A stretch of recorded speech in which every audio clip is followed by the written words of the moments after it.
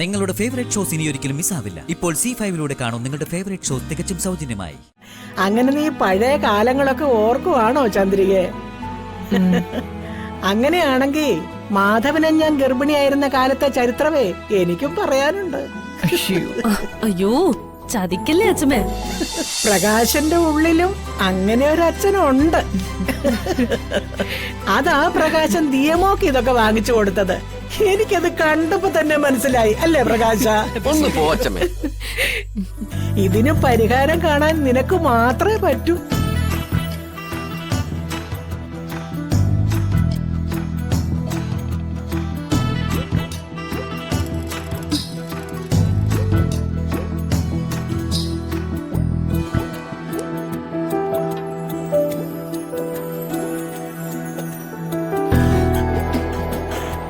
ബാഗിൽ നിന്ന് വീണുപോയ മൊബൈൽ എടുത്തു തന്നത് ശരി തന്നെയാ.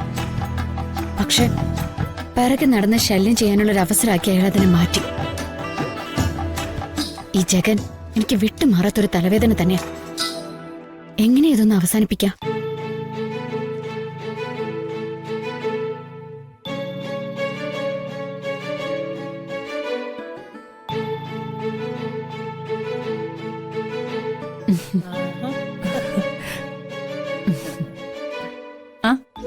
വന്ദനമ്മേ.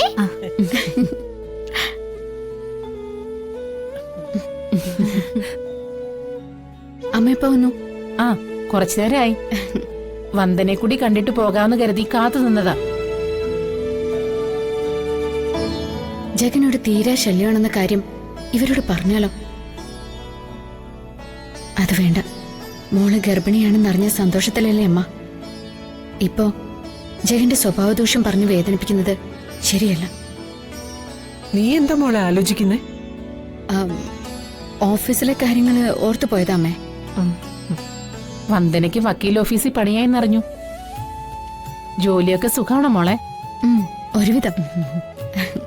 വക്കീൽ ഓഫീസല്ലേ, സദാ നേരവും കേസും കക്ഷികളും ലോ പോയിന്റ്സ് ഒക്കെ ആയിട്ട് വലിയ തിരക്കാ. ഓ,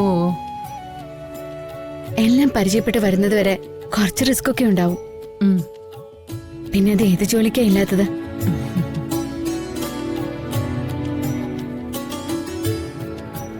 കയ്യിലൊരു ഫയലൊക്കെ ഉണ്ടല്ലോ. ഇത് ഓഫീസിലെ ഫയലാ, ഞാൻ പഠിക്കാനായിട്ട് കൊണ്ടുവന്നതാ. അതെ, വക്കീലന്മാരെക്കാളും ലോ പോയിന്റ്സ് ഒക്കെ അറിയാവുന്ന ചില ഗുമസ്തന്മാരെ പറ്റി കേട്ടിട്ടുണ്ട്. ഫയലൊക്കെ മനസ്സിരുത്തി പഠിച്ച ചിലപ്പോഴേ ഒരു വക്കീലിന്റെ നിലയിലെത്താം.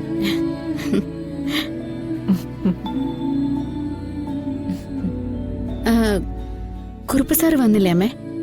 രാമേശ്വരത്തെ ക്ഷൗരത്തിന്റെ കാര്യം പറഞ്ഞതുപോലെയാ. അദ്ദേഹത്തിന് തിരക്കൊഴിഞ്ഞ നേരമില്ല. എങ്കിലും മോൾക്ക് എല്ലാ ആവശ്യങ്ങളും ചെയ്തു കൊടുക്കണമെന്ന് എന്നെ ഏർപ്പാടാക്കിയിരിക്കുക. ഹരിതയുടെ ആരോഗ്യത്തിനും ഭാവിയിലെ സുഖപ്രസവത്തിനും വേണ്ടിയുള്ള ചില മരുന്നുകളൊക്കെ കൊണ്ടുവന്നിട്ടുണ്ട്. എല്ലാം ഇതിലുണ്ട്. സമയാസമയത്ത് ഹരിതയെ കൊണ്ട് മരുന്ന് കഴിപ്പിക്കാനുള്ള ഉത്തരവാദിത്വമൊന്നും ഈ മനോജിനില്ല.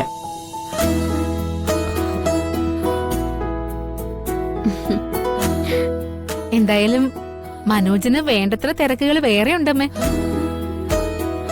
ഹരിത പുളി വേണോന്ന് ആവശ്യപ്പെടുമ്പോ മനോജ് പുളിക്ക് വേണ്ടി പോവും. ഓ,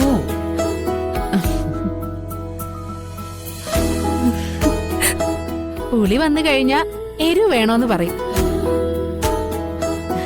എരിവ് വന്നു കഴിയുമ്പോഴോ ഹരിത മധുരം വേണോന്ന് പറയും. പാവം മനോജ് നെട്ടോട്ട് ഓടുക.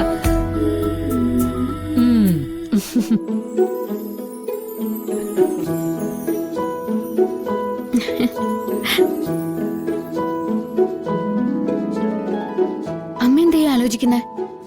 അല്ല, ഹരിത ഗർഭിണിയായ സന്തോഷവും ബന്ധപ്പാടുകളും ഒക്കെ പങ്കിടാൻ ഇവിടെ ഒത്തിരി പേരുണ്ടല്ലോ.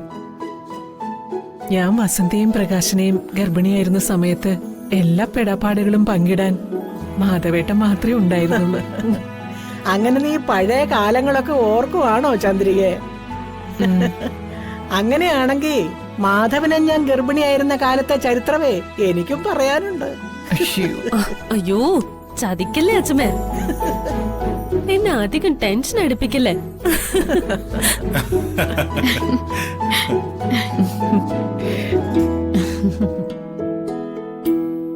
എനിക്ക് ഇതിലൊന്നും ഒരു രസം തോന്നില്ല വന്ദനമേ.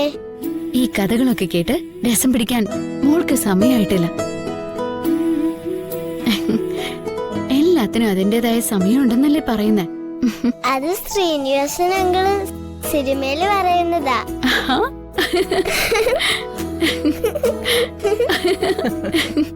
എന്നാ ഞാൻ ഇറങ്ങുവാ ചന്ദ്രികാമ്മേ. ദേ ഹരിതയ്ക്ക് മരുന്ന് കൊടുക്കുന്ന കാര്യം. സുമലതയ്ക്ക് അക്കാര്യത്തിൽ യാതൊരു ടെൻഷനും വേണ്ട. ഹരിതയെ സ്വന്തം മോളെ പോലെയല്ലേ ഞാൻ നോക്കുന്നേ.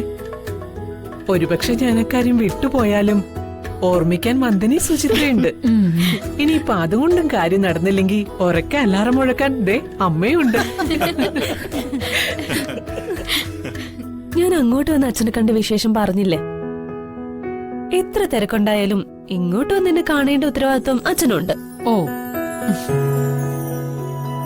അച്ഛനത് ചെയ്യാത്തതിന്റെ സങ്കടം എനിക്കുണ്ടെന്ന് അമ്മ അച്ഛനോട് പറഞ്ഞേക്ക്. പറഞ്ഞേക്കാം. അച്ഛനെയും കൂട്ടി വരാൻ ഞാൻ പരമാവധി ശ്രമിക്കുകയും ചെയ്യാം. അപ്പൊ എല്ലാവരോടും തൽക്കാല യാത്ര ചോദിക്കുന്നു. ദിയമോളെ വാ.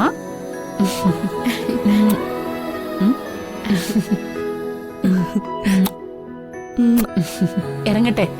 ബൈ ബൈ മോളെ. ബൈ.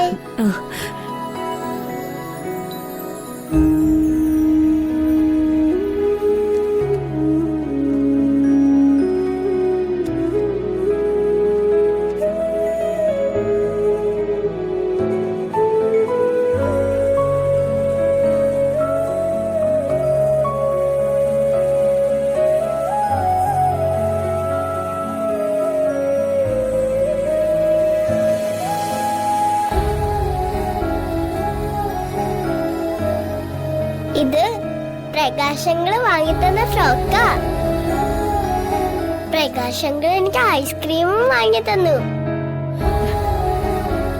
പിന്നെ ദിയമ്മൾക്ക് പലഹാരങ്ങളൊക്കെ ഒരുപാട് കൊണ്ടുവന്നിട്ടുണ്ട്. പെട്ടെന്നുള്ള പ്രകാശേട്ടന്റെ മനമാറ്റത്തിന് പിന്നില് എന്തോ ദുരൂഹതയുണ്ട്. ആ, എന്താലോചിക്കുന്നു വന്ദനമേ?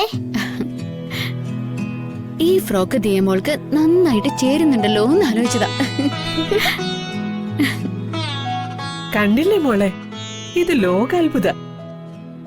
നീ നിൽക്കുമ്പോഴല്ലേ പ്രകാശൻ ദിയമോളെയും കൊണ്ട് ബൈക്ക് കയറി പോയത്. ഐസ്ക്രീമും ഫ്രോക്കും ഒക്കെ വാങ്ങിക്കൊടുത്തു. ദേ ഇതവൻ മോൾക്ക് വാങ്ങിക്കൊടുത്ത പലഹാര പാക്കറ്റാ. ഇന്ന് കാക്ക മലർന്നു പറക്കും. പ്രകാശേട്ടന് നല്ല മാറ്റം വന്നിട്ടുണ്ടല്ലോ അമ്മേ. കഞ്ഞിയും പച്ചമുളകല്ലേ കഴിച്ചുകൊണ്ടിരുന്ന, പച്ചമുളകിന്റെ എരിവ് തട്ടിയ മാറ്റമായിരിക്കും. നിന്നെ കടിച്ചു കയറാൻ നടന്ന പുള്ളിയാ പ്രകാശേട്ടൻ. എന്നിട്ട് അയാൾ വിളിച്ചപ്പോ ഒരു നാണുള്ളത് നീ ചാടിക്കറി പോയതെന്തിനാ? വന്ദനമ്മ പോവല്ലെന്ന് പറഞ്ഞില്ലല്ലോ, അതുകൊണ്ടാ. കൊച്ചിനെ വിഷമിപ്പിക്കാതെ. വിഷമിപ്പിക്കുന്നില്ല. എന്റെ മോൾക്ക് സ്വന്തം അമ്മാവൻ വാങ്ങി തന്ന ഗിഫ്റ്റുകളല്ലേ ഇതെല്ലാം. ഡൗൺലോഡ് ചെയ്യൂ C5 ആപ്പ്. കാണൂ എല്ലാ എപ്പിസോഡുകളും സൗജന്യമായി.